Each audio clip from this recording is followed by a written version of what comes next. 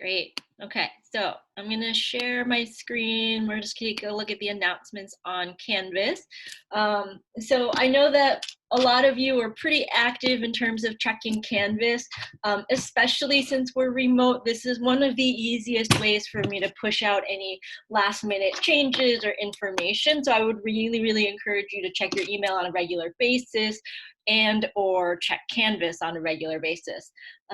If you have not already downloaded the Canvas app, there is an app for your phone, and so that can be something that helps you keep updated with the class a little bit better if you feel like you sometimes miss announcements. Okay, so a couple things here. So the exam 2 check-ins, we did a bunch yesterday, I think, and tomorrow we will do a bunch more. If for some reason you didn't get a time slot and you would like one, please email me directly, and so then we can figure out a time to check in, okay? The exam 2 test corrections. So if you earn below an 80, you may complete test corrections. But I just want to make sure that we're all aware, you only get credit back if your corrections are correct. So it's important to me that you go through this process, not just to gain back points, but to clarify the misunderstandings that you might have had the first time around, okay?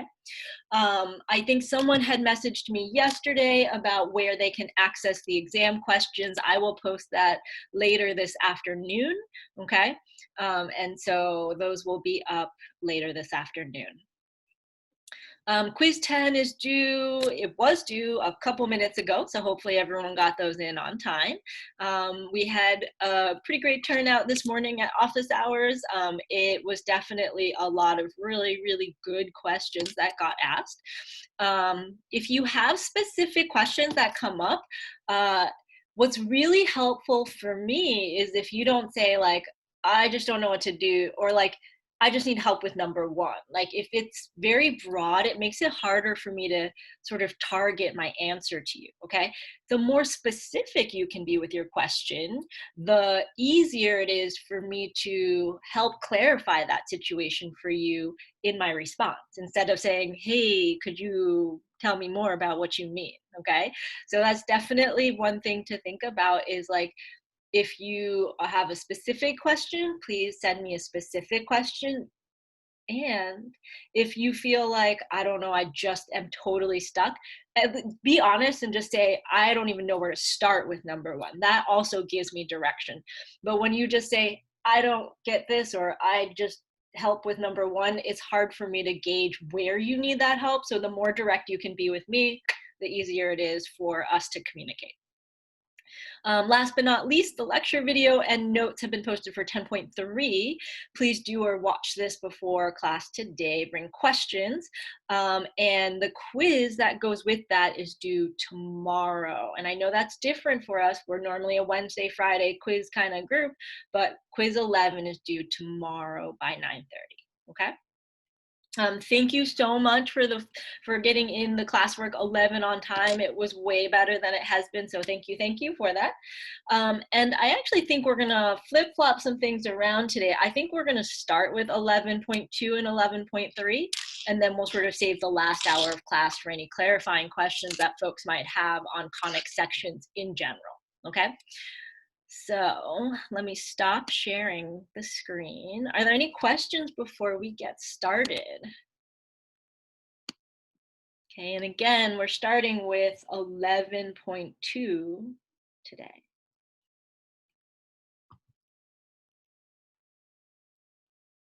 All right. Well, if a question comes up, type it into the chat and we can address that for sure. For right now, I'm going to go ahead and share my screen so we can take a look at 11.2. Okay.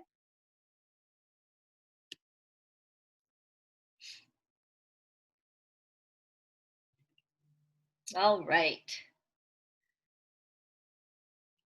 So we've talked a lot about graphing different shapes, and so we're shifting gears a little bit into something called sequences. But really what we're doing in 11.2 and 11.3 is unpacking some special patterns that happen in math. And the first one is called an arithmetic sequence, okay? So let's do this. Let's take a look at this warm-up question, okay? So a square table seats 4 people. 2 square tables pushed together seats 6 people. 3 tables pushed together seats 8 people. And what I'd like us to start off with is start by drawing a diagram. How many people sit at 1, 2, or 3 square tables? Then I want us to describe the pattern in part B. And then I want us to use equations and or diagrams to determine not wow, but how many people can sit at 10 tables, okay?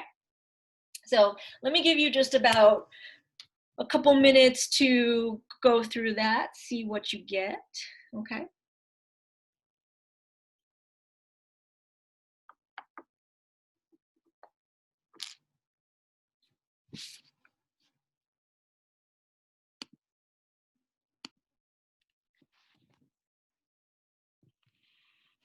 All right, so if you're still working, that's totally fine. I'm just gonna start drawing my diagrams up here so you can kind of track your answers.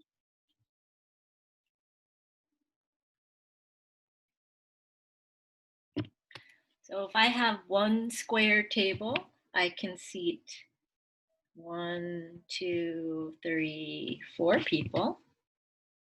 Okay. If I had 2 square tables pushed together, it actually becomes like a rectangle. And so then we'll get 6 people. 1, 2, 3, 4, 5, 6. And if we did 3 square tables, we'd get an even longer rectangle. And there are 3 tables, and let's see how many people. It should be 8. 1, 2, 3, 4, 5, 6, 7, 8. Yeah. Are there any questions about the diagram?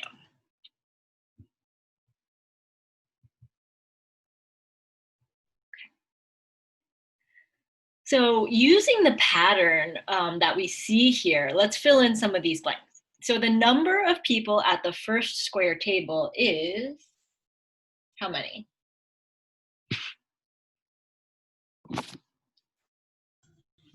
4. It is 4, yes. Good. All right, so we know that the number of people at the first square table is 4, okay? Now, in order to find the number at any table, okay, so we know there are 4 people here, there's 6 people here, there's 8 people here. What do we add to the number of people at the previous table? Oh, Casey, you're totally on it. Add 2. Yeah, we add 2 to the number of people at the previous table. Okay? Yeah. So we do +2. We do +2. Now that means how many folks are going to be sitting at 4 square tables?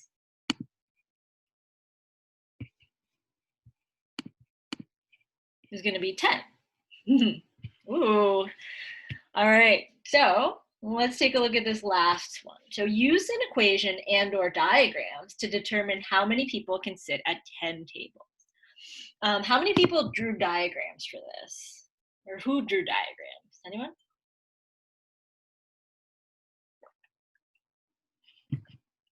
Okay.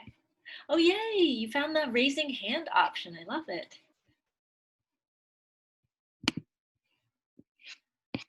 Anybody else draw some diagrams here? Okay. Well, I think the diagram's not too bad for this one. If you want to draw 10 tables, you could sort of do something like this. I like to divide them in half, and then I know there's 5 in the first half and 5 in the second half. Richard making excuses for his learning again. 1, 2, 3, I'm kidding. 1, 2, 3, 4, 5, 6, 7, 8, 9, 10, 11, 12, 13, 14, 15, 16, 17, 18, 19, 20, 21, 22. Okay, so I could draw a diagram and then count, and I'd find out that there's 22 people who can sit at 10 tables, okay? What other methods did people use out there to find out how many people can sit at 10 tables?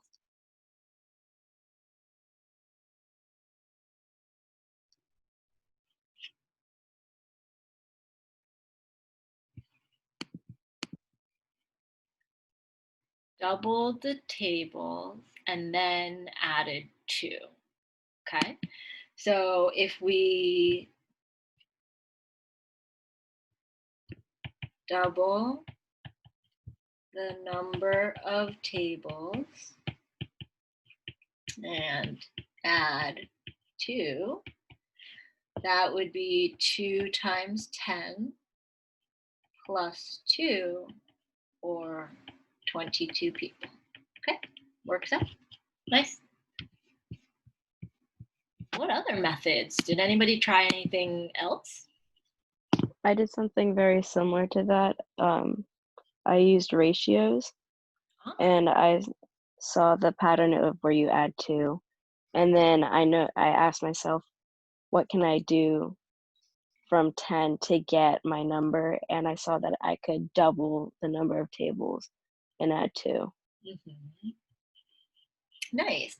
Now, if we think about why we might be doubling the tables, at every table, if we just looked at like this table, that table has 2 people, right? And the table next to it has 2 people. And so we're sort of doubling because someone can sit on either side of the table.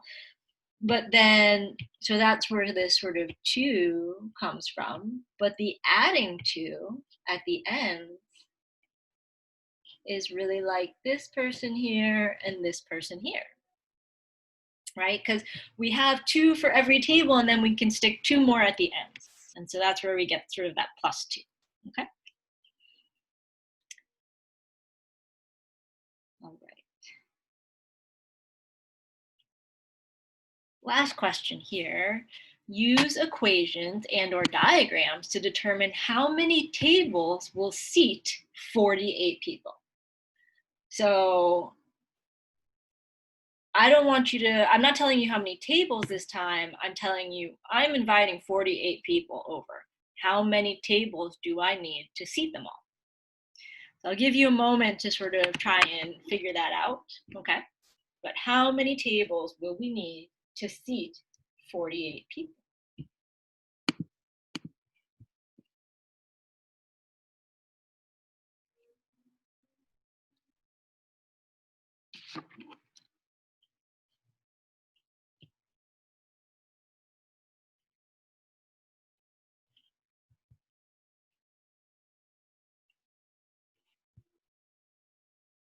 All right, Natalia says 23. How'd you get that? Or what was your reasoning? Basically, I did 48, subtract 2, which is 46, and what is half of 46? So 48 subtracting 2, so that's like getting rid of the 2 folks at the end, which gives you 46. And then 46 cut in half, because 2 people can sit at every one of those tables, gives you 23 tables. Okay.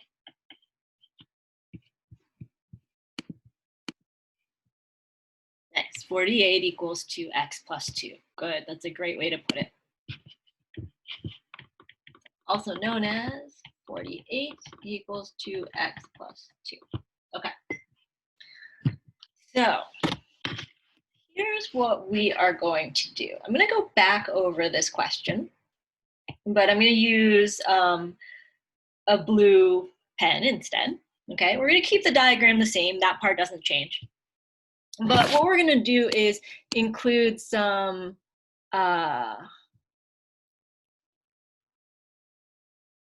almost, Richard, almost. So we're going to go ahead and go back and use part B to help us create an equation that's actually going to match sort of the information that we have from part B, okay? So the number of people at the first square table is 4. And a fancy way of writing that is thinking that this is A, so the letter A, but we're going to write a little 1 down in the bottom like this. So A with a little 1, okay? This is the first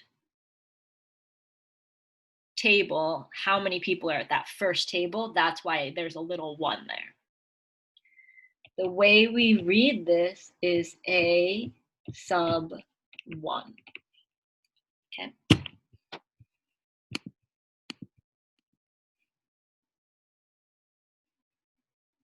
Yeah, that minus 1, okay? Now, the number of people that we add 2 every time, okay? We can see that here, we added 2, we added 2. This tells us that something called the common difference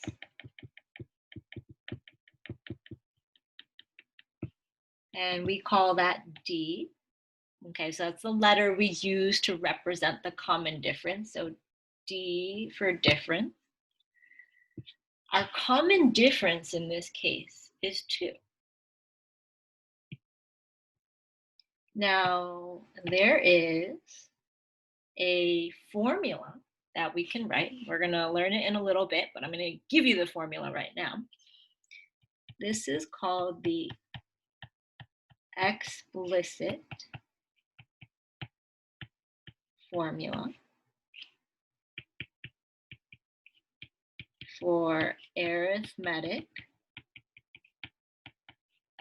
series. Okay. And the formula says this. We can find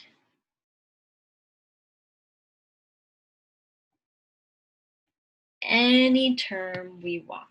So A sub n. So A sub 1 meant the first term. A sub n means whatever term I want. And the formula says that A sub n equals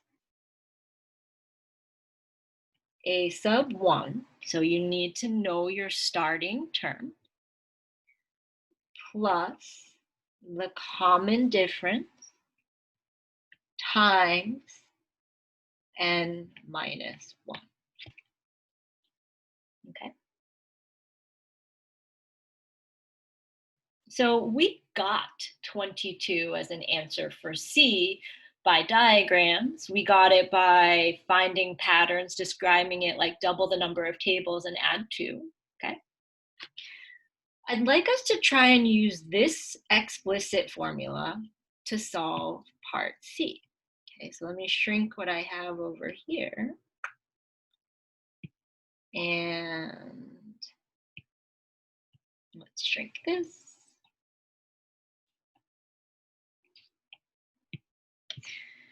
And so in this case, let's fill in what we want to know.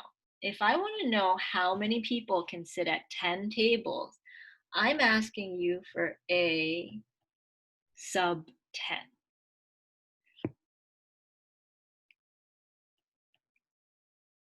What is my A sub 1 again?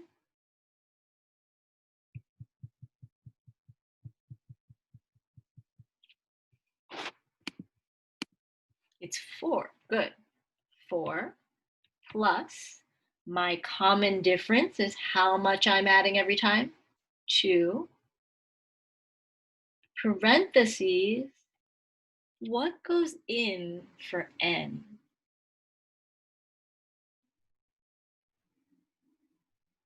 Mm-hmm. 10, because 10 is the number of tables that I have. Good, very good. Okay. So all I've done, I know there's a lot of new notation here, but all I've done is plug in n equals 10. So this is my n. And my common difference I found earlier by asking myself how much did I add to every previous table was 2. And I found my a sub 1 because that was the number of people at the first table. Okay. So let's solve this equation. We should get 10 or 22. So a sub 10 equals 4 plus 2 times 9.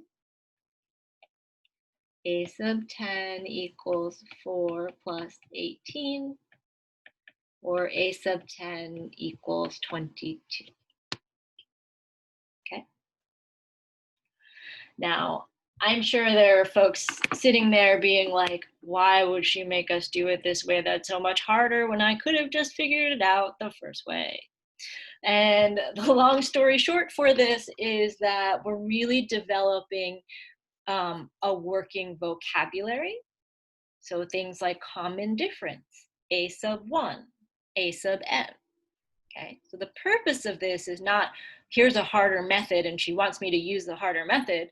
The purpose of this is, we know how to do this kind of problem, so let's use it to build up some good vocabulary and notation so that when we see it in like a different kind of problem, we'll understand what this notation means. Okay. Now, we're going to take this explicit formula. We're going to copy it down again for part D.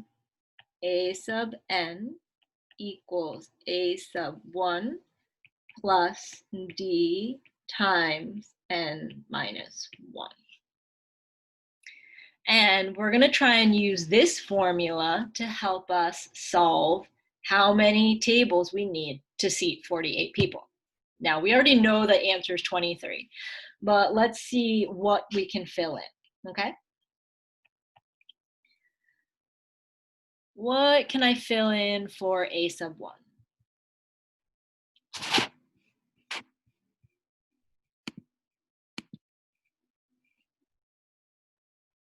4, good. Plus, what's my d value?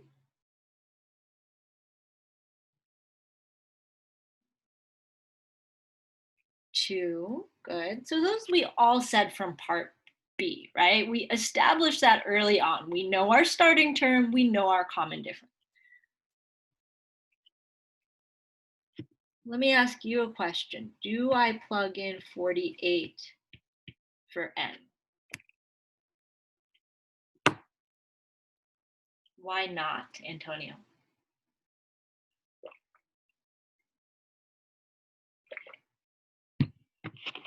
You're correct, okay? We do not plug in 48 for n.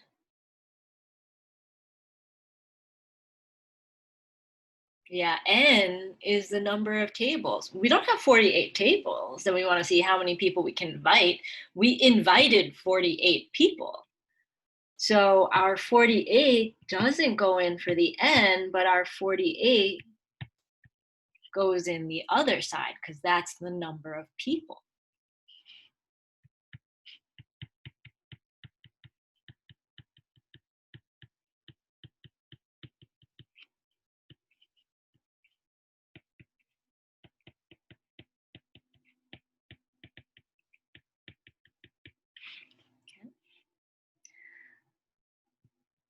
N is actually what we're looking for in this case because we want to know how many tables, okay? So I think this is a good chance to practice some equation solving. I have 48 equals 4 plus 2 times n minus 1. All right, what can I do to get n by itself? What's a good first step?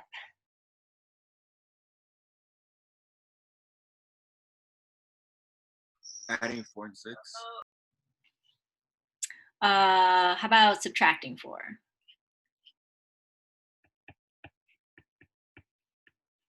All right, 44 equals 2 n minus 1. All right, what could be a next step? Oh, Yuki says divide both sides by 2. Love it. So 22 equals n minus 1.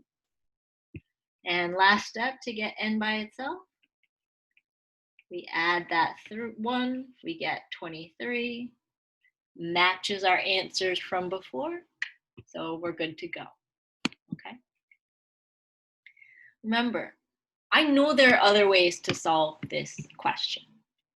But if all we do is solve it the way we used to know how to do things, then we're losing out on an opportunity to learn new vocabulary and new notation that's going to be way more useful in the future. Okay? All right.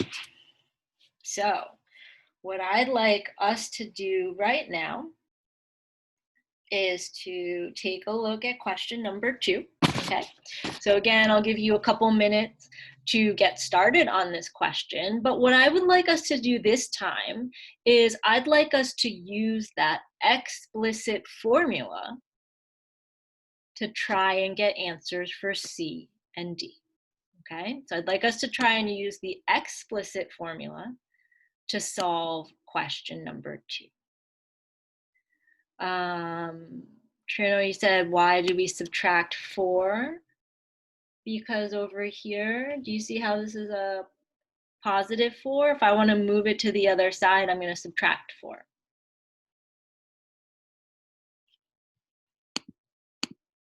Yeah, exactly. Great question. Okay, so let me zoom back in so we can see the whole question for number 2 and give you folks a minute to work on this.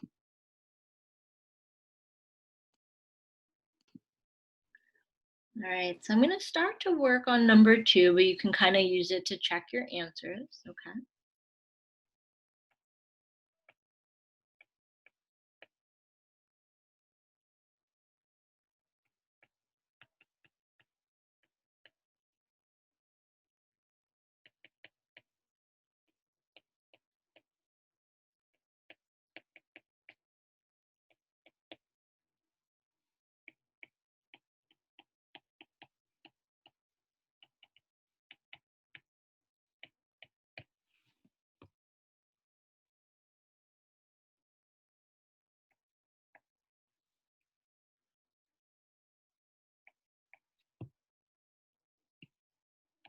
Okay. How does this look so far? Do we agree that there are 71 seats in row 4, that the number of seats in the first row is 59, and in order to find the number of seats in any row, we add 4 to the number of seats in the previous row? That all sound good so far? Yes. Yay. Okay. So now let's layer on some of that new notation, right? It's not that we can't solve this using stuff we already know, but we want to get to be familiar with some of this new notation.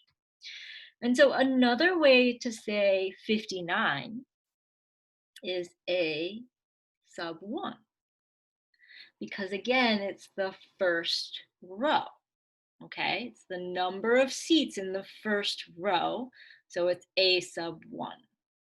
All right. You could think about this as A sub 1. What could we call 63?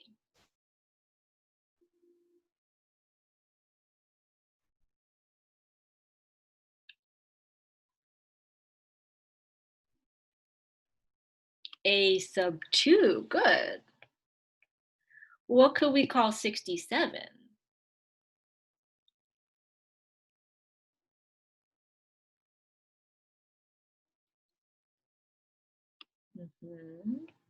A sub 3, which makes 71 A sub 4. Okay, so the question says how many seats are in row 4, but another way of asking this could be what is a sub 4. Okay, same answer, same concept, different way of asking the question, all right? What can we call 4? Like this, in order to find the number of seats in any row, add 4 to the number of seats in the previous row. Yeah, 4 is our common difference.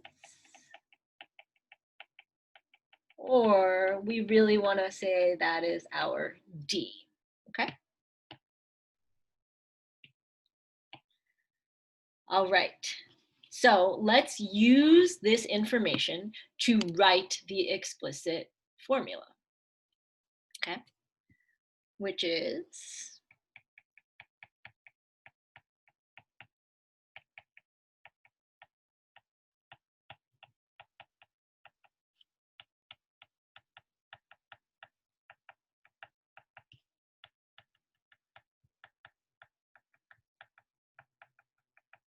all right, this is a good formula to know. A sub n equals a sub 1 plus d parentheses n minus 1. Okay. Now, the reason why I'm asking us, what's your a sub 1, what's your common difference, is to set you up to be able to fill in the equation values. So we can say a sub n equals 59 plus 4 times n minus 1. Okay. Last time, in the previous question, Antonio did a great job of saying, well, a sub n is the number of people, whereas n is just the number of tables. Okay, so a sub n was the number of people, n was the number of tables. How can we label the a sub n and the n in this context? Because we don't have tables and people anymore. We have like seats and rows. So what does n stand for?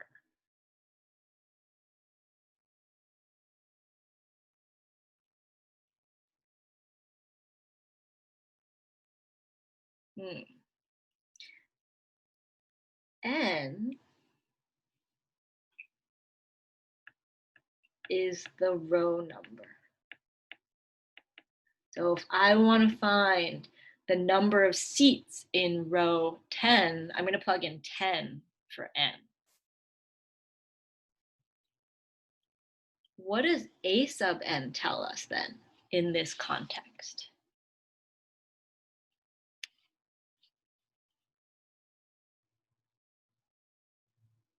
The number of seats, good. Number of seats in a row. Okay.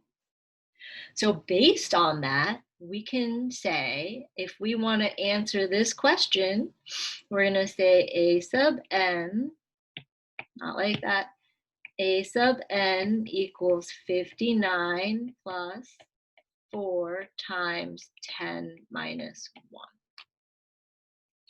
Okay, and that gives us 59 plus 4 times 9, which gives us 59 plus 36, which is 95 seats in row 10.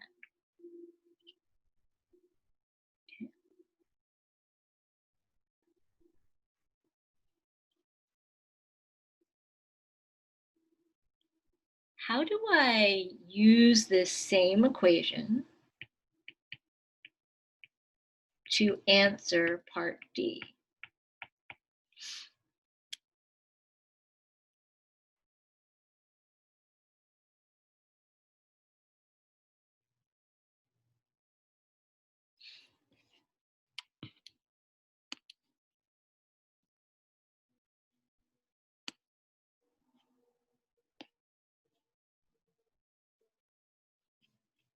Good, yeah.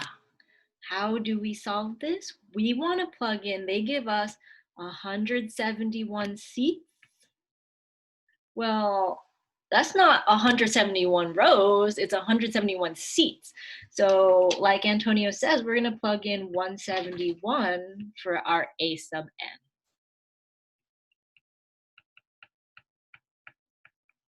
All right. That's sort of the conceptual piece. That part is important, okay? So if you put the 171 in the wrong place, that's a pretty big mistake, okay? That's different than like, oh, maybe when you're solving this, you put it in the right place, but when you solve it, you like add instead of subtracting. That's like actually a less sort of important mistake, okay? But from here, we can subtract the 59. We're gonna get 112 equals 4 times n minus 1. We're gonna divide by 4,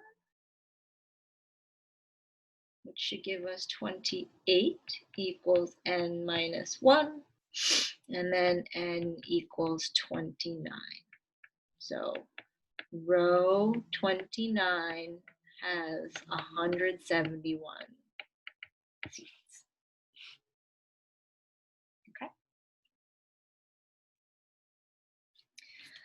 All right, so how are we doing so far?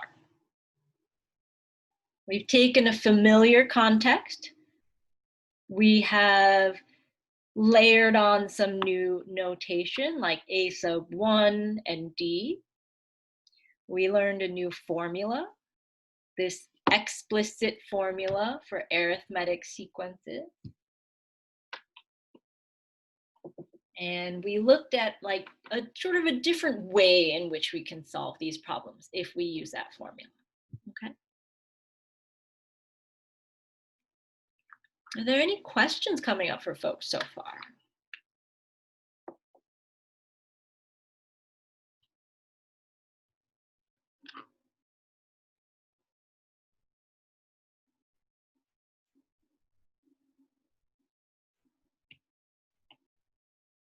Okay. Well, let's take a look at the definition of an arithmetic sequence, okay? So the definition of an arithmetic sequence, okay, so you can see here it's like A sub 1, A sub 2, all the way to A sub n. N is just any number, okay? Now it's going to be an arithmetic sequence if you have a common difference. Meaning if you can add the same number every single time to get to the next term, then you have a common difference and it is arithmetic, okay? So arithmetic means that it has a common difference. Now, some textbooks use an N down there and some textbooks use a K. So I just wanted to show you it could be either way, all right? But what this says is you take some term. So A sub K is some term. You add the common difference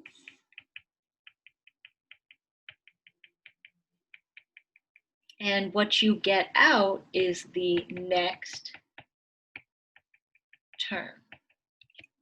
Okay, so in words, that's what that equation means.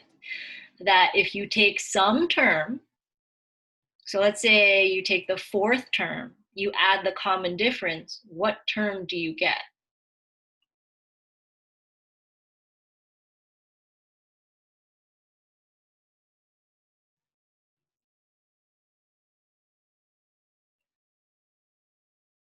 Let me ask that question one more time. If I have the fourth term and I add a common difference, which term do I get?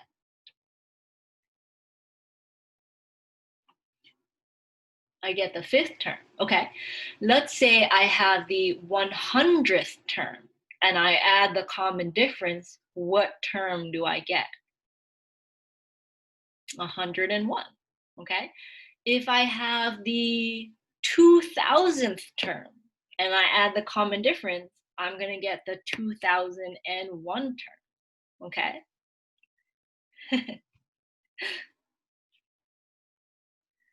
Okay, so that is fancy math language for what we're doing. Why am I showing you all the fancy math language? Because I think at some point this semester, it's really important that we're okay with notation, okay? Sometimes we really understand the concept and it's just the notation that seems scary, so I want us to start to get used to this notation, okay?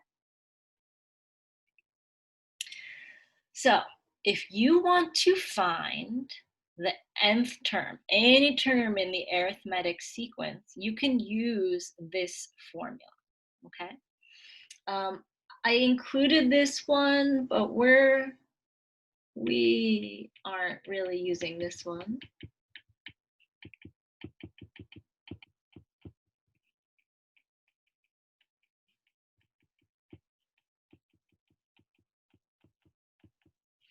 But this one should look familiar because that is what we just saw, in that I was like, here's this equation, just buy it. Let's just plug in some numbers and make sure it works, okay?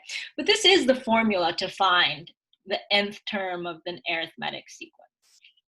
Now, for some of you who are maybe thinking a little bit like, oh, math might actually be a big chunk of your future, I did want to show you a little bit of some like, bonus level, challenge level notation here. So n and k are positive integers. Another way I can write that is n comma k, this fancy looking e, and then z plus, okay? So if you see, like in your spare time, you're just reading some math textbooks for fun, you see that notation, like this is where it comes from and sort of what it means, okay? This is 100%, this part right here, not on the test, all right? I don't need you to know that notation now, but in case you're like nerding out on some math on your own and you don't know what the symbols mean, I'm gonna start to sprinkle in a few of those, okay? All right, I do want to make a little bit of a list of like what all the different notation means before we move on to some practice problems, okay? So, how do we want to do this? Okay, so a sub 1, if you see that notation, what they're giving you is the first term, okay? So if you see a sub 1, in your head, you're thinking, oh, this is the first term. If you see a sub n, that means it's the nth term. You could think about that as some random term, okay?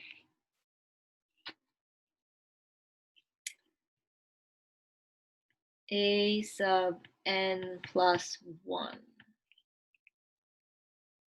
Any guesses as to what that means? What does a sub n plus 1 mean?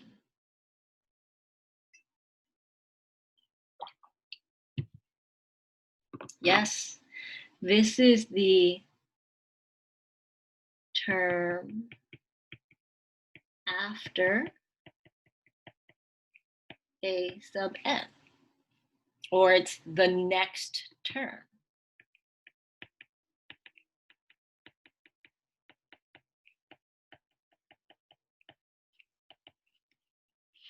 Okay. What about this?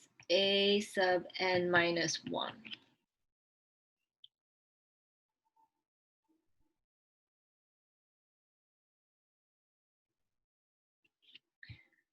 This is the term before a sub n, or we often call it the previous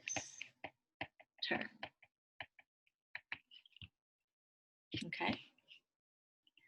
And let's round out our list. What does that lowercase d stand for?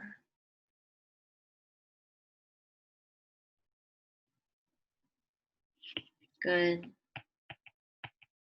Got your answer in first that time.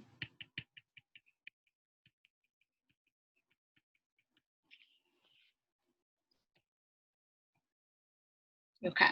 So just some interpretation of what all those symbols mean, okay? I am, like I think I've told a bunch of you, I'm taking some math classes right now, and let me just show you.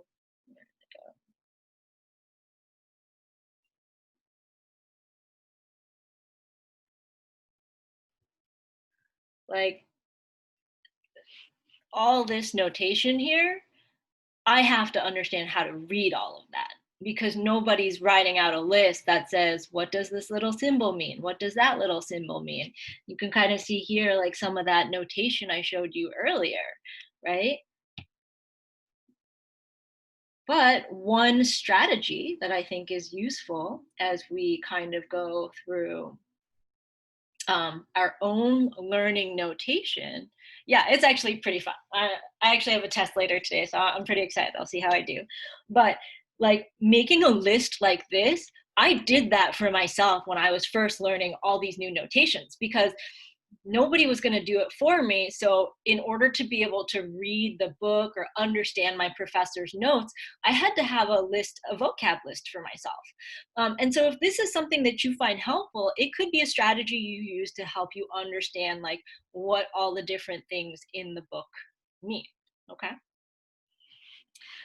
But what's really cool about arithmetic sequences, okay? So arithmetic sequences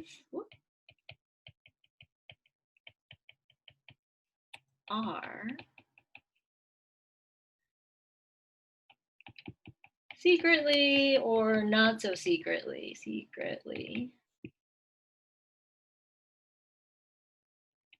similar to linear functions. Okay. How do my friends in math class react when you tell them you're a literal math teacher? I don't tell them. I try and fly under the radar. Like, I don't want anyone to know I'm a math teacher. Is that terrible? I just want to be in there to be a student.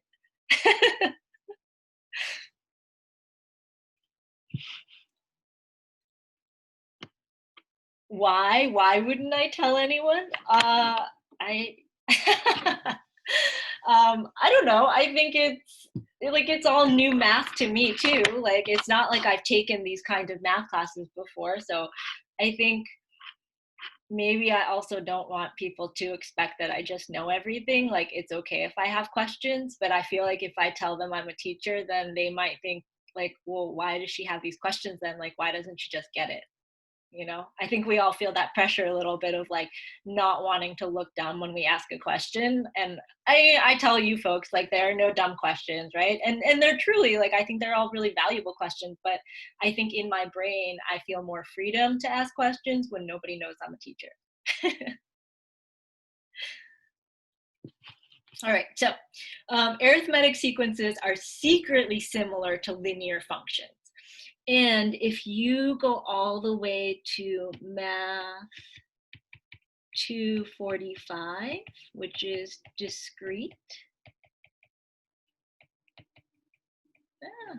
discrete math, you'll see a lot of this again, okay?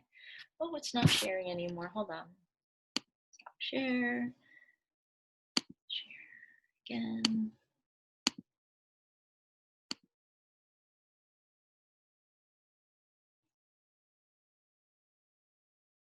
Okay, there we go. So arithmetic sequences are secretly similar to linear functions. You're going to learn a lot more about this in a topic called discrete math. I think that's actually a really cool class, the discrete math class. You learn a lot about sort of the foundations of like why computer programs are sort of done it, like why you program in a certain way, like why it makes sense to do something versus another thing. But sequences are actually a big part of discrete math as well. So if I kind of start a graph, because you know I'm all about visualization, how do we visualize things, okay? I'm going to make this the n axis, and then this would be the a sub n, okay? Now, we start with a sub 1. That means the first n value is 1. And so we get like a starting point, okay? And then we add a common difference, okay? So let's actually make a little table here. And a sub n. So if n is 1, let's say that a sub n is 1. If n is 2, let's say our a sub n is 4. What's my common difference?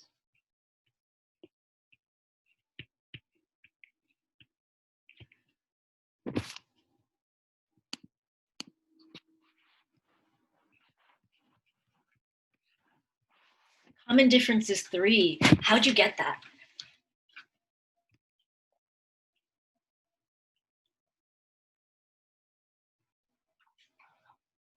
Yeah. To go from 1 to 4, we do plus 3. Good. Okay, so then 1 for the next term, a sub 3 would be 7, because I add 3. A sub 4 would be 10, and a sub 5 would be 13. I add 3 every time. Let's plot those points on the graph. So a sub 1, 1, 2, 3, 4, 5. Okay. Ooh, I'm going to run out of space. Okay. So a sub 2 is going to be 4. A sub 3 is going to be 7. A sub 4 is going to be 10. Well, shoot.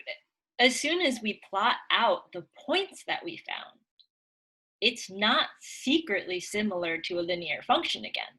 It actually looks like a line. Okay? The difference here is when we have sequences with sequences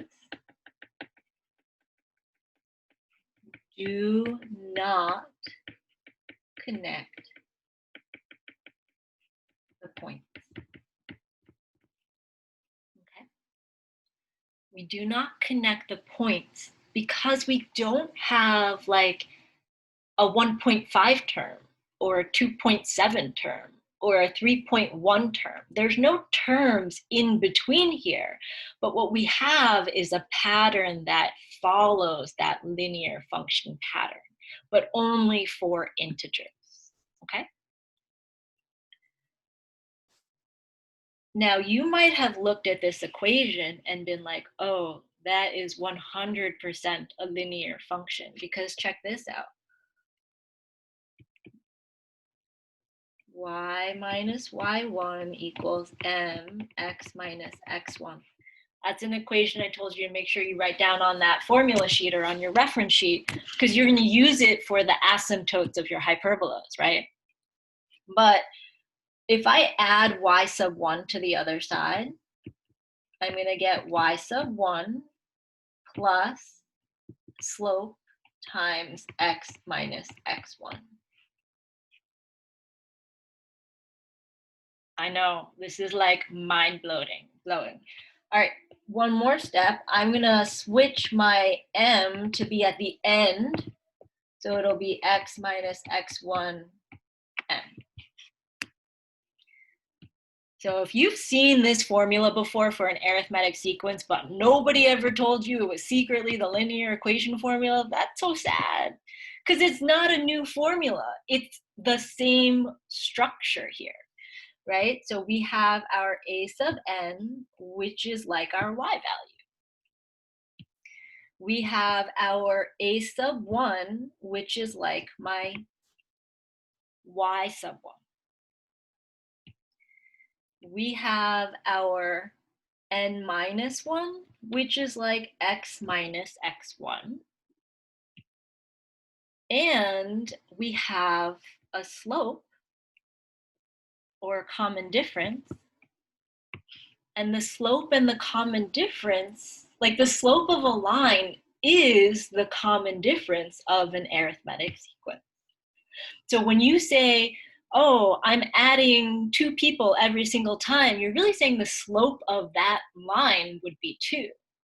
Or if you were going back to our concert hall example, we're adding 4 every time, the slope of that line would be 4, okay? So it all ties back to stuff that we know, stuff that we've studied before, but what we're doing is preparing ourselves to expand this definition with some new fancy notation to things called sequences, okay? All right. So let's get into the nitty gritty. Yes, point slope form. So let's get into the nitty gritty of like working through an example, okay? All right, so the first 3 terms of an arithmetic sequence are 20, 16.5, and 13, okay? So I'll give you a moment to see how many of these you can answer, okay? So there's 6 different parts here. I'll give you a moment to see what you can answer, and then we'll start to fill in what we have and see what kind of questions we have as well, okay?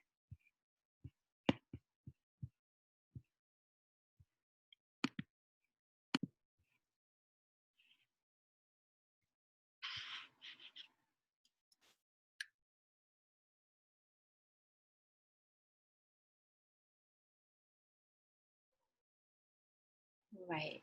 Hopefully you were able to answer at least parts A and B, okay? So what do we have for A sub 1?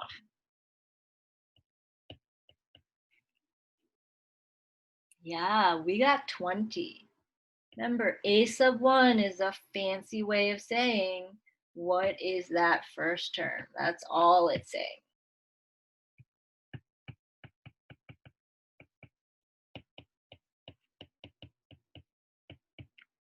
Okay? All right. What is the common difference?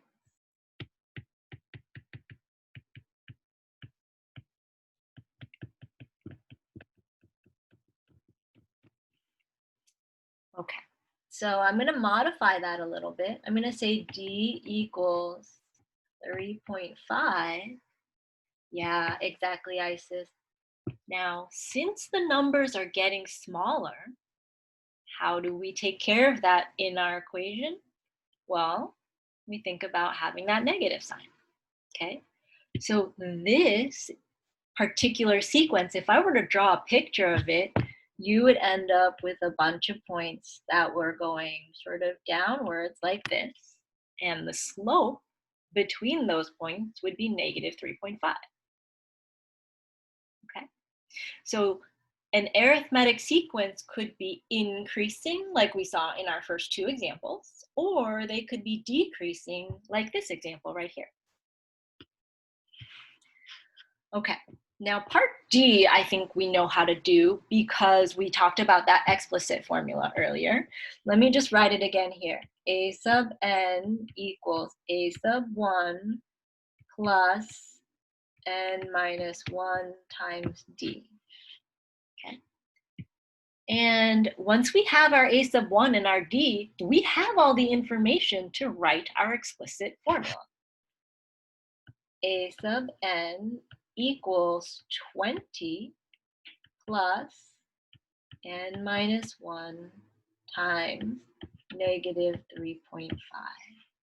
Okay. Now it's kind of weird for us to have that d at the end. So sometimes I actually put the d in the front of the n minus 1.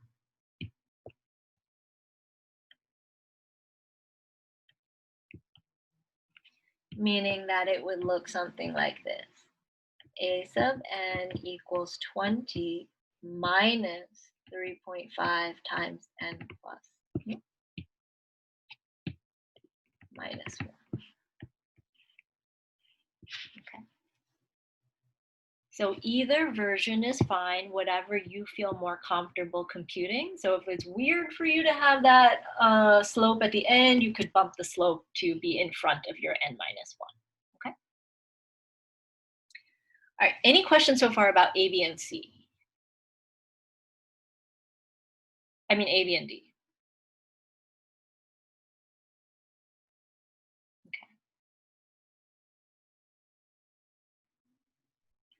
All right. Your recursive formula for this, let me write the general form for this. So the recursive formula is usually easier to write, but less useful. Okay? It's usually easier to write, but it's less useful when you're trying to calculate a bunch of things. But like one of the things you learn about in discrete math is going between the recursive and explicit forms for much more complicated sequences, okay? That's why I want to introduce it right now. The recursive formula has two parts. You need to know your A sub 1, and then you want to say A sub n equals the previous term, so A sub n minus 1 plus d. Okay, so we're going to fill in those two parts, and that will give us our recursive formula. So the first part, A sub 1, is real simple. We're literally taking our answer from part A. The second part, to find any term, A sub n, we're going to set that equal to the previous term plus that common difference. Okay.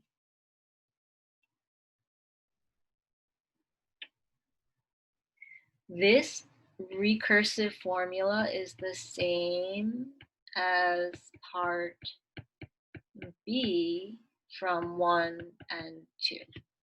So when I said, hey, what's your starting term and what's your common difference, I was secretly asking you to write a recursive formula.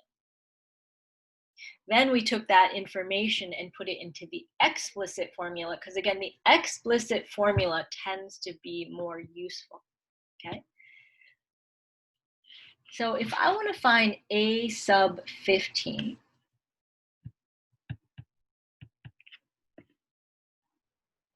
I'm going to go ahead and use the explicit formula. 20 minus 3.5 times 15 minus 1. This is going to tell me the 15th term in the sequence.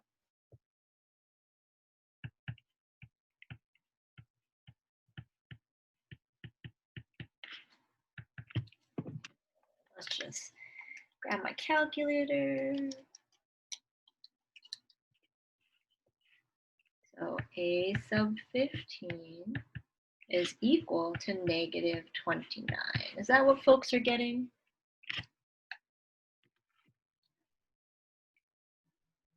Yes, okay. Christina, that's a super great question. So the recursive formula is like if I said, hey, here's the first 3 terms, can you find the 4th one? The easiest thing to do would just be to subtract 3.5 again. That's basically using the recursive formula.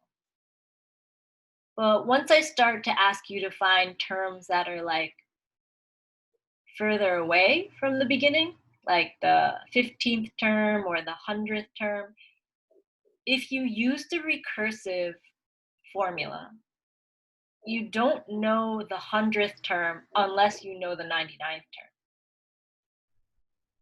Or you don't know the 1000th term unless you know the 999th term.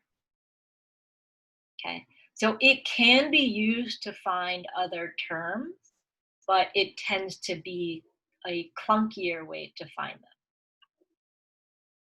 Okay. But that's for like arithmetic sequences. When you take a look at much more complicated sequences, sometimes the recursive formula is actually really useful, okay? All right, so Christina, how did I get the 15 in E? Well, this 15 is my n value. So A sub 15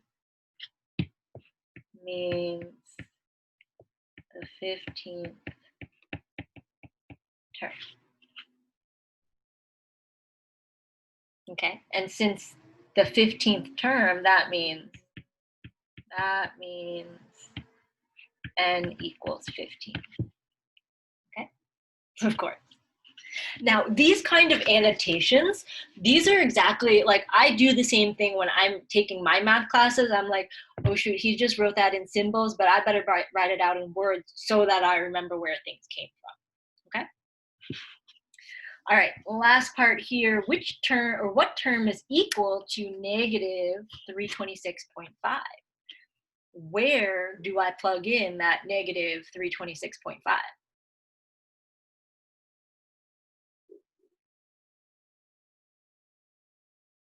In for a sub n, good. So I'm gonna have negative 326.5 equals 20 minus 3.5 times n minus 1. So this time, because I have the a sub n, I plug it in on the a sub n side, and my goal is to find n. So this is of the flavor question where I'm like, hey, we invited 48 people over. How many tables do we need? Or, hey, which row has 171 seats in it? Okay, so it's like giving you the output or the y value, and I want to know what your x value is that got you there. Okay, so I'll give you a moment to solve for this n.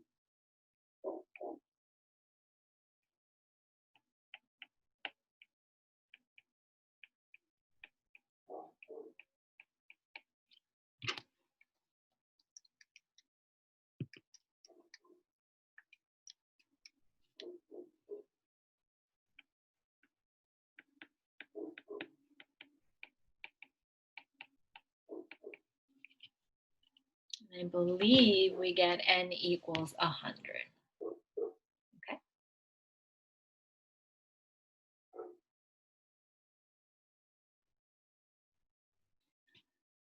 All right, any questions on example 1 here? I know we've introduced a lot of new terminology and vocabulary and processes.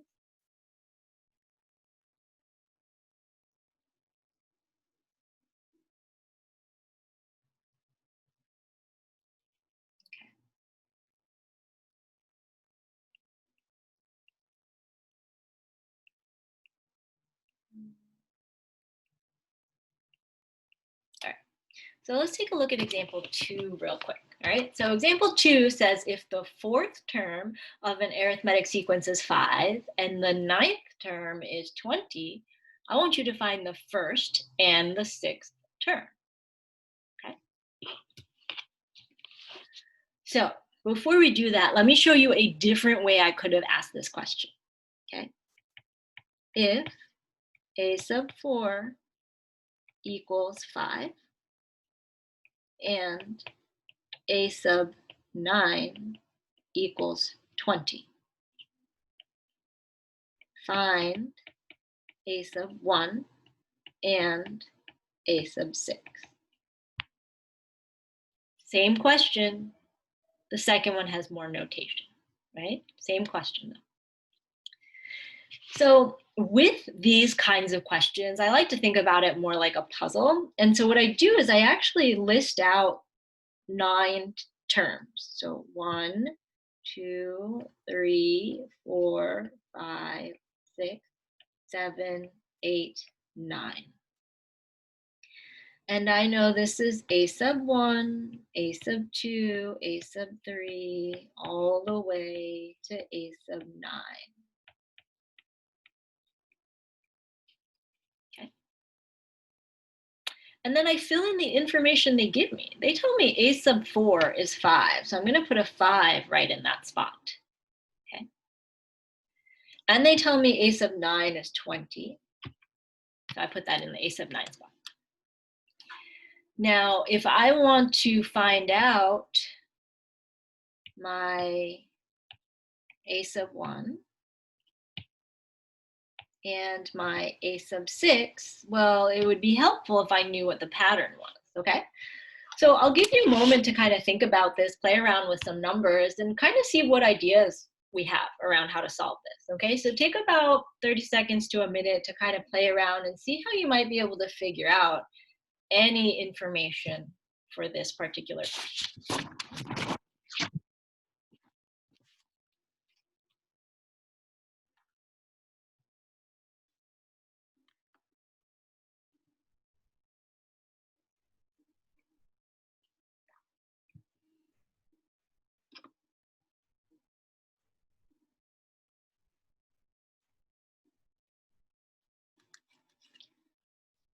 All right, so what ideas do people have? Like, how do we find anything here? Where might be a good place to start?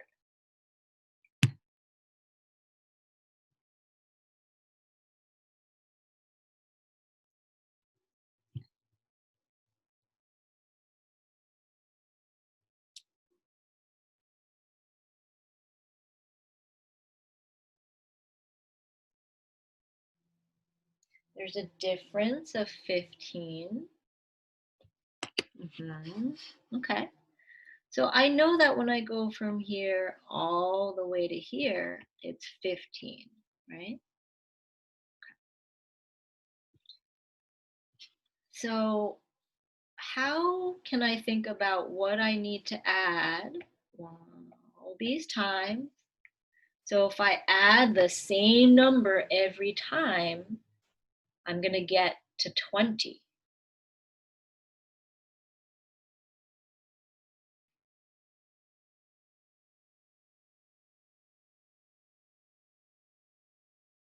Okay, so 15 came from 20 minus 5. Okay, and then Antonio says divide 15 by 5. Would you divide by the difference by the number of terms? Okay, so it's almost the number of terms, but it's how many of these arrows you have. So how many times did you add that number? So 1, 2, 3, 4, 5. Okay, so yeah, we're gonna take 15, we're gonna divide it by 5, we'll get 3.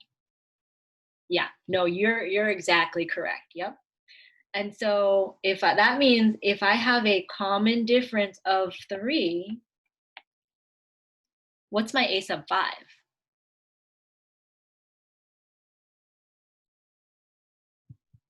8. Good. Okay, which makes my a sub 6 11, right? And I don't need to find anything else down there, but let me just go through and make sure I end up at 20. So 11 plus 3 is 14, 14 plus 3 is 17, 17 plus 3 is 20. Okay, good. All right, so we have one of our answers. A sub 6 equals 11. Now let's figure out our a sub 1, okay? Is this correct?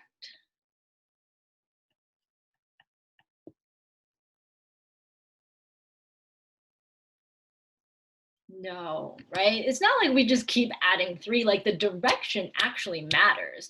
So we don't want to have we add 3 in that direction, but since we're going backwards down the line, exactly, Thea, we're going to subtract 3. So 5 minus 3 gives me 2, 2 minus 3 gives me -1, and -1 minus 3 gives me -4, and I found my a sub 1, okay? So for these kinds of questions, I would encourage you not really to worry so much about formulas per se, but kind of like draw it out, see what you get, okay? I think that's definitely a valuable skill to have, right?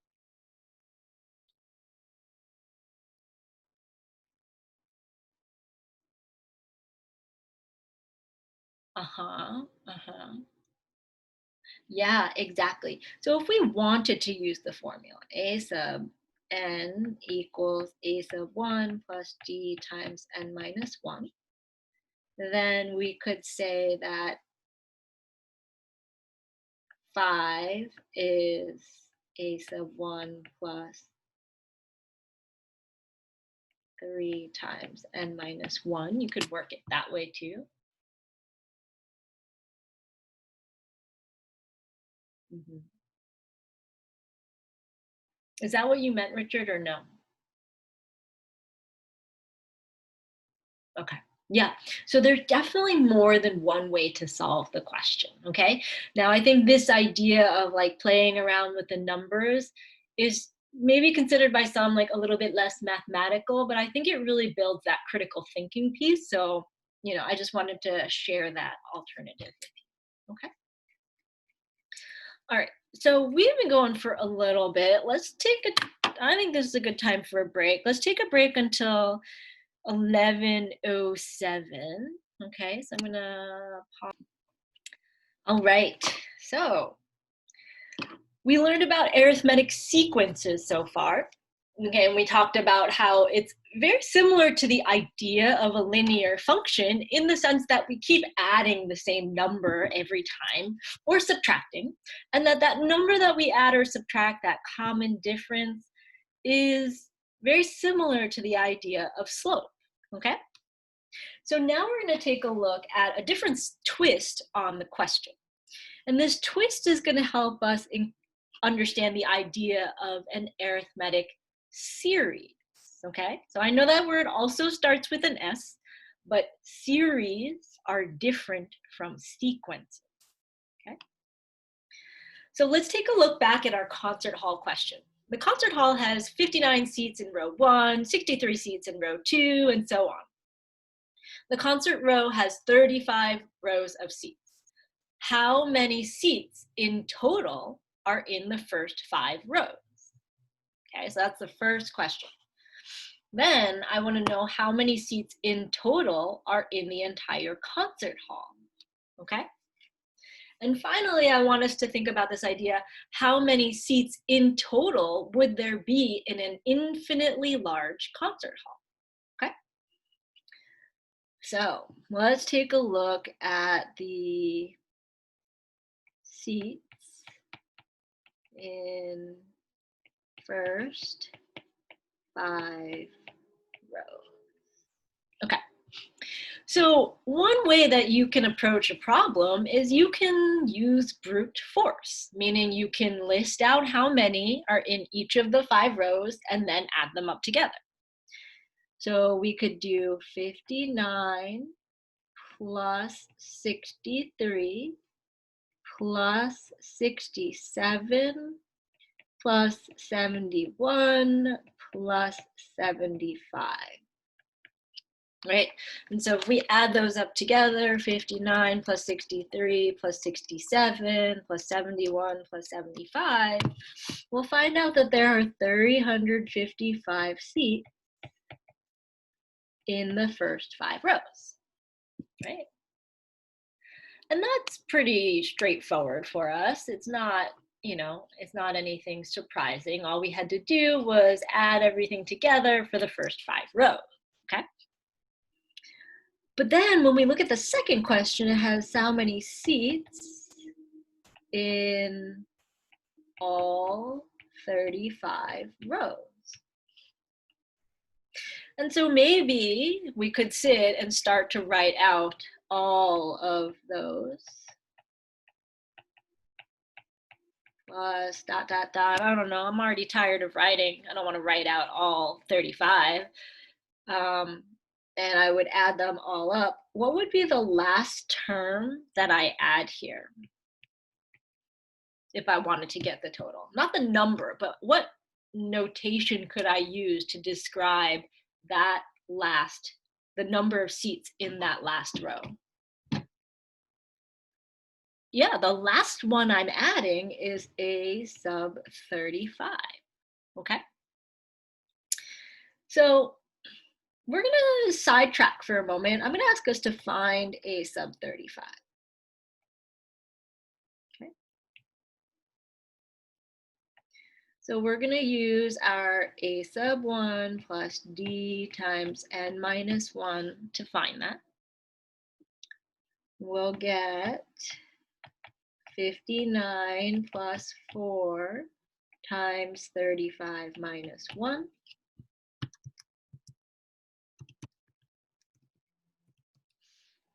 And I'll get a sub 35 equals 195.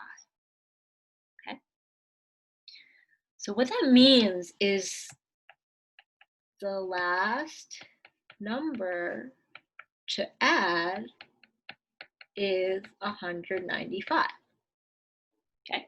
So I'm going to start with 59. I'm going to keep adding until I get to 195, and then I'm going to stop. And that will give me the total of all the seats in the concert hall. Okay.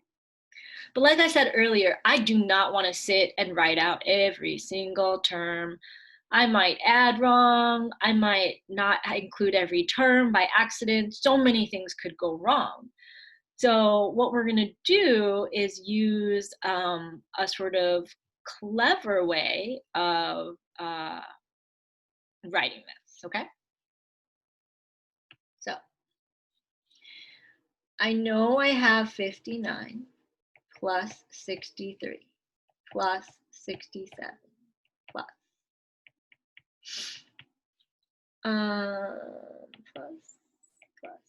195.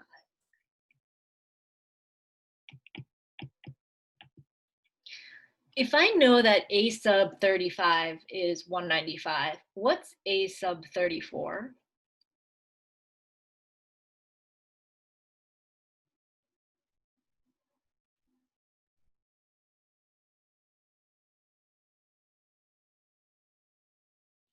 Okay, 191, because you take away 4. Okay, what about a sub 33?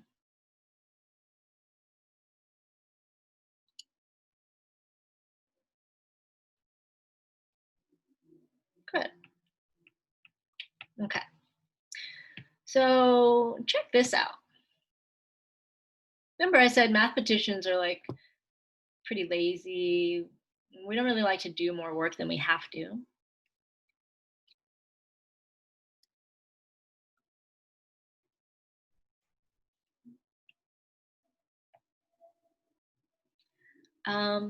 Let's add 67 and 187. Okay, so 67 plus 187 gives me 254. Okay. Now, I'd like you to add those two. What do we get?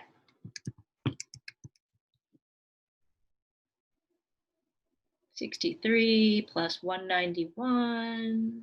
Oh, shoot. Well, we get 254. Okay. Interesting, interesting. 59 plus 195.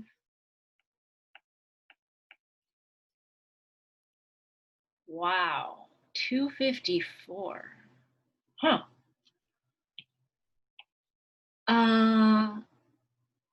How many pairs am I going to have that add up to 254?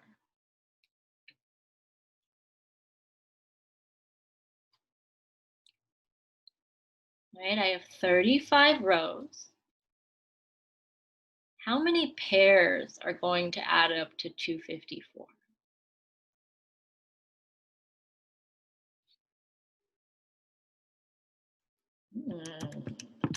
Okay, is it going to go in, does that go in perfectly?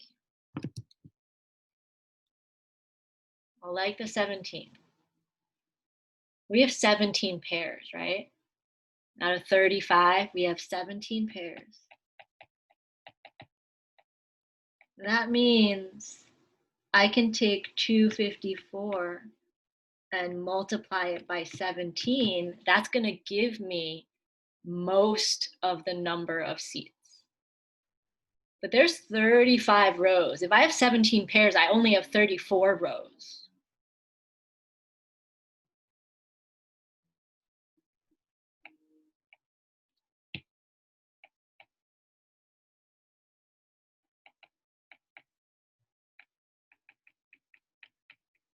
That one is all by its lonesome. There's no pair to it.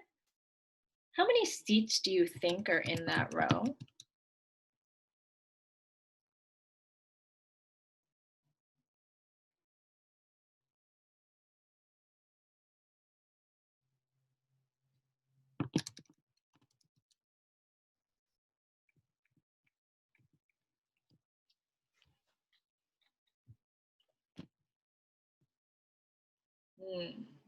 Okay. Well, I'm going to argue that there's going to be 127 seats in that row. Is that what you meant? All right, goodbye. See you later. Just kidding. Okay. Where did I get 127 from?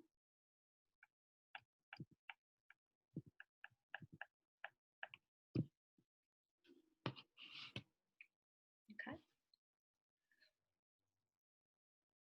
So altogether, I claim that there are 4,445 seats.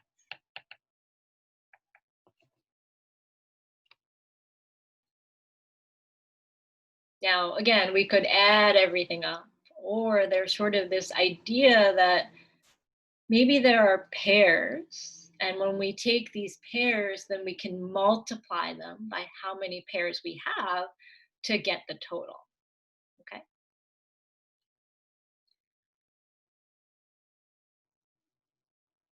What are our thoughts about how many seats there would be in total if we had an infinitely large concert hall?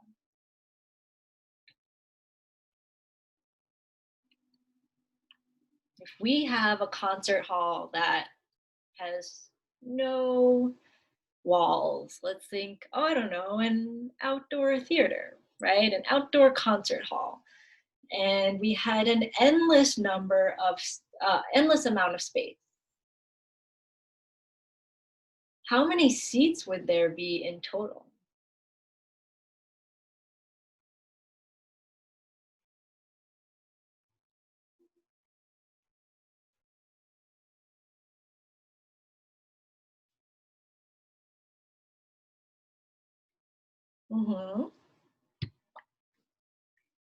Yeah, if there's an infinite number of seats or infinite number of rows, then there's going to be an infinite number of seats, right? Because we keep adding more and more and more and more. And so the number of folks that we could accommodate in this would be infinitely large, okay?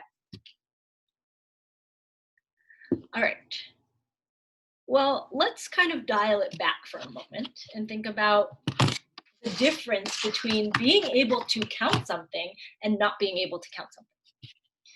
So if an arithmetic series is finite, okay, meaning the theater has 35 rows, or we only have 100 tables, okay, so we have a limited amount of things.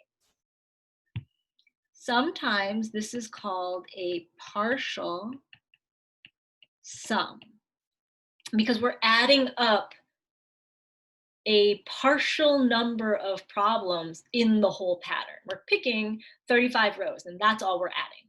Or we're picking 100 rows and that's all we're adding.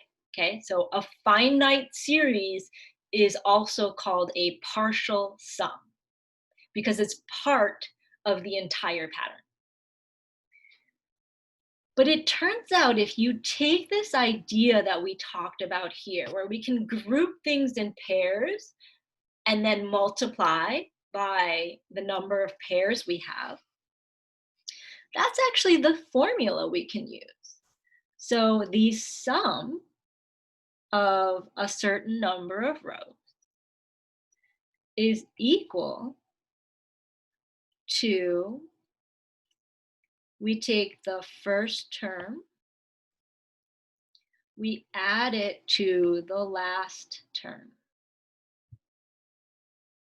Okay, now let's kind of go back for a moment. That's what we did when we did 59 plus 195.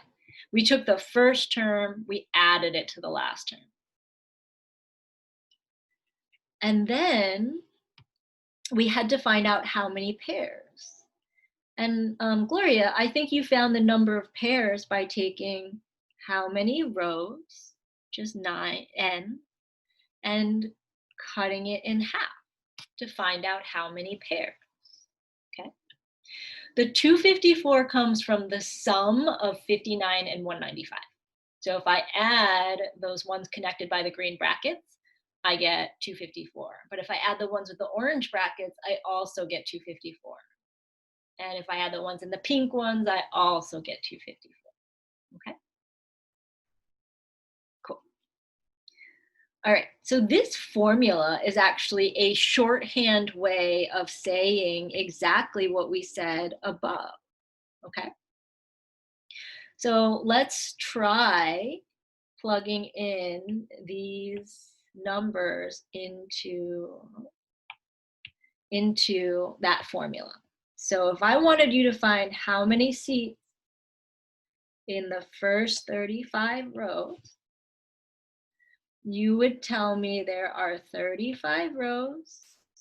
We start with 59 seats. Then we go up to 195 seats in the last row. And this number came from this. Okay, so we had to sort of do some side work before we could plug it in. And then because we're looking for pairs, we want to divide by 2. So let's see, 35 times 59 plus 195 divided by 2 sure does give us 4,445 seats in the theater. Okay. So the stuff with the colored brackets, I really just wanted us to think about that, hear it, like where in the world does this formula come from? But this formula comes from that idea that if we sort of pair numbers off from the ends, we will get to a pattern where that number gets repeated a certain number of times, okay? But for the test, you can just write down this formula and plug things in. That's also fine. Now, conceptually, there's a difference between a finite series and an infinite series. So if an arithmetic series is infinite, we're looking for an infinite sum. Okay. And there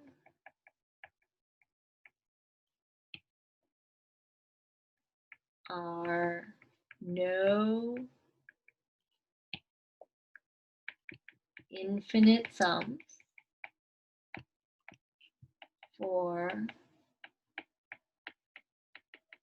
arithmetic series. Okay. There are no infinite sums for arithmetic series. And our little reason why is because the numbers keep getting bigger Or if we're going towards negative infinity, they keep getting smaller. Okay. Yes, you found that as a great way to describe that. Summing it up could be thinking the first and last terms as being the same distance down and up from the middle. Exactly, exactly. Okay. All right. So I know we kind of thought about a lot of things here. The biggest takeaway from this is that partial sum formula for arithmetic series. Okay. So that formula, S sub n equals n times a sub 1 plus a sub n over 2, that's the big takeaway here. So let's use that formula in a couple practice problems. Okay. S sub n equals n times a sub 1 plus a sub n over 2. All right, now that we have that equation, let's see how we can apply it to example 3. So example 3 says find the sum of all even integers from 2 through 1,000. All right, so what does 2 represent if we wanted to give it like an A notation?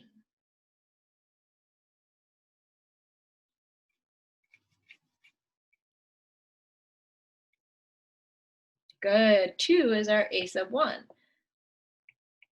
What about 1,000?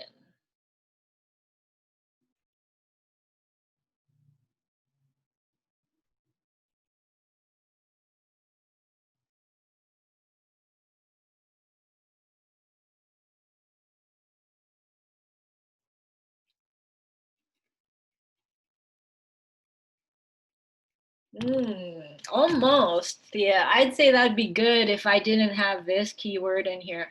I'm only counting the even numbers. Right, right. So how many even numbers are there that we're counting is really the question, okay? Well, we know that numbers are either even or they're odd. That's just, they're either even or they're odd. Yeah. So if we're looking at 1,000, that's actually the 500th even number. Nice. Okay. Well, that means if we want to add these up, our n is 500. Like we're adding up 500 numbers. And so may the force be with you if you want to sit and add 500 even numbers together, but I'm guessing that you're going to make a computation error somewhere on that. So that's why we want to think about the power of this formula. So S sub 500 equals, let's fill in all the things we have. 500 times 2 plus 1,000 divided by 2. All right, let's see what we get. 500 times 1002 over 2. I think those reduce to 500 times 501. And when you sit and add them all up, all 500 of the first even integers, you will get this as the sum. Okay. So that's just sort of how we use that formula. And then I think I've just got one more example here where we're going to practice using that formula. Oh, 2 more, just kidding. Okay. So this notation, okay, that symbol right there, we call sigma, and it means sum. And the way we write it, you can write it sort of like how the textbooks do it. I think they do something like this, and then they make little like lines like that. Like I said, I'm pretty lazy when it comes to writing notation, so I will write it like just like a pointy E, like 1, 2, 3, 4. Okay, let me show you that one more time. 1, 2, 3, 4. Yeah, so that's our sigma, okay? Now, this notation, again, is because sometimes we don't want to write out all the things in words. So what this is saying is add up a sub 1 all the way to a sub 5 for the pattern 2n plus 1. That's what this notation says, okay? So the sigma says add up. That's what the sigma says.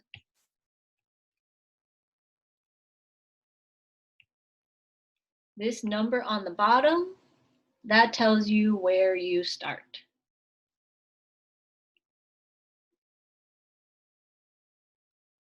This number on the top tells you where to stop.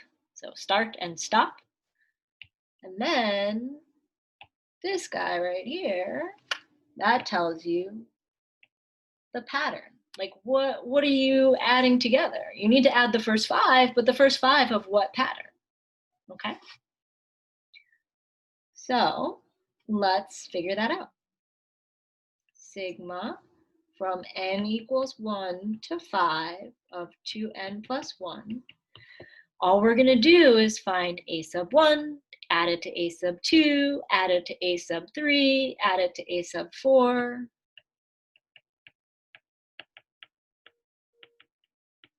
Plus a sub 5, and we're going to stop at 5 because that's the top number. And so that means we get 2 times 1 plus 1 plus 2 times 2 plus 1 plus, how do I write it for a sub 3?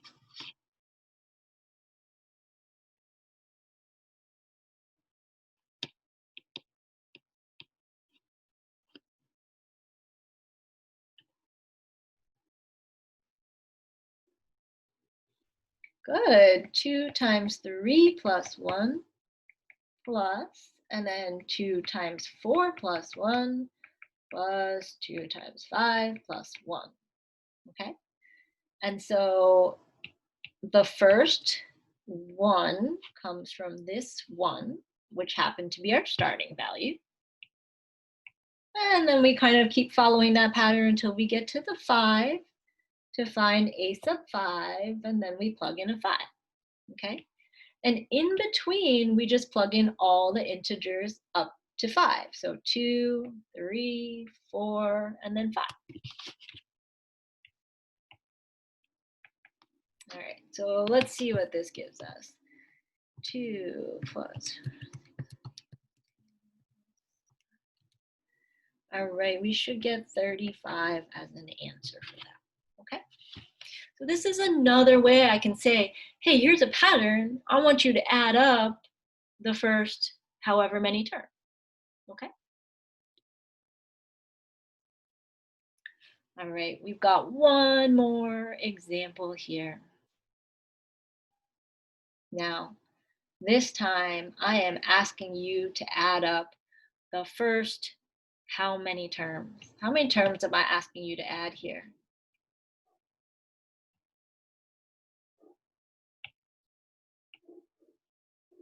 $500. Whew, why would she do that to us? Trying to add up 500 terms seems like a whole lot of work. All right. So I hope most of us are sitting here right now being like, I hope there's another way to do this other than the way we just did it in that problem, because I don't want to sit here and add 500 numbers, right? That should be our train of thought. Our first instinct should not be like, great, let me grab that calculator and just start adding, okay? We're learning skills that are going to take us, help us answer questions that are of this variety rather than just saying, oh, I can add a 5 number, okay? So if I start to think about this, this is really saying take a sub 1, add it to a sub 2, add it to a sub 3, and I'm going to keep going. What's the last term that I'm going to be adding to this? A sub 500. Oh, okay. I know where I'm starting. I know where I'm stopping. This is the same as S sub 500 for this pattern. So that formula that we learned on the previous page, S sub 500 will be, let's see, our S sub n is n times A sub 1 plus A sub n over 2. So let's plug in the numbers we have. S sub 500 equals 500 times, what's our A sub 1? If I plug 1 into here, I get 2 times 1 plus 1, okay? Our A sub 1 is not 1.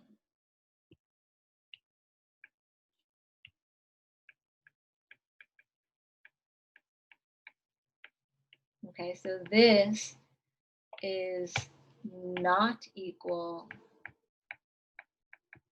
to this. Okay, so we can't just take, like, get rid of the A's and just have a 1 and a 500. We need to do what Antonio's doing, which is find our A sub 1 and find our A sub 500. Okay, cool. So A sub 1 equals 2 times 1 plus 1, which is 3. And how do I find A sub 500?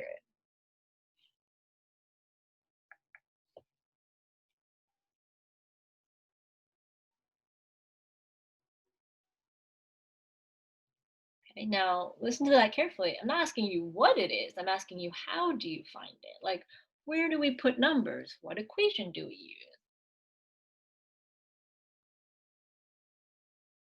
Yeah, we're going to take our green equation here, and instead of 2 times 1, we're going to do 2 times 500 plus 1. And so that's going to give us 1001. Okay. Now, this is my A sub 1. That will go right there. And this is my A sub 500. That will go right here.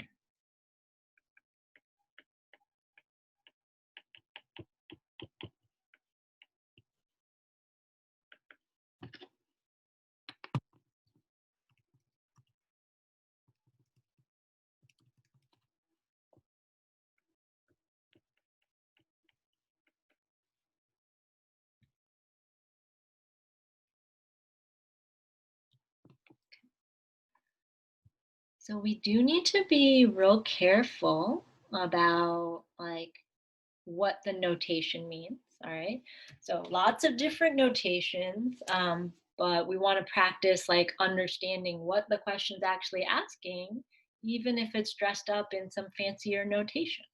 Okay, so 4 and 5 are not that different. The only difference is that 500, but because 500 is so much bigger than 5, we actually choose a different strategy, one that will save us time rather than making us add up 500 numbers. Okay? Yes. Great question, Thea. So she said, if n equals 3, would we start at A sub 3? Yes, absolutely. Okay. So the bottom number is where you start. All right. Now, most of what you'll see, that bottom number is going to be 1. Sometimes it'll be 0. And then if you get all the way to differential equations, you'll learn how to shift it back down so it is a 1, because the calculations tend to be easier if it's a 1. Okay. And at some point too, in Calc 2, we start to look at things like, look like this.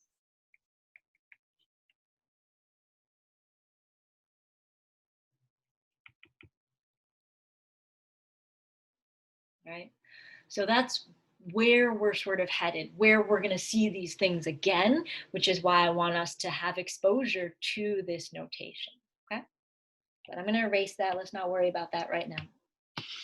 Okay. All right. So I'm going to stop the video here.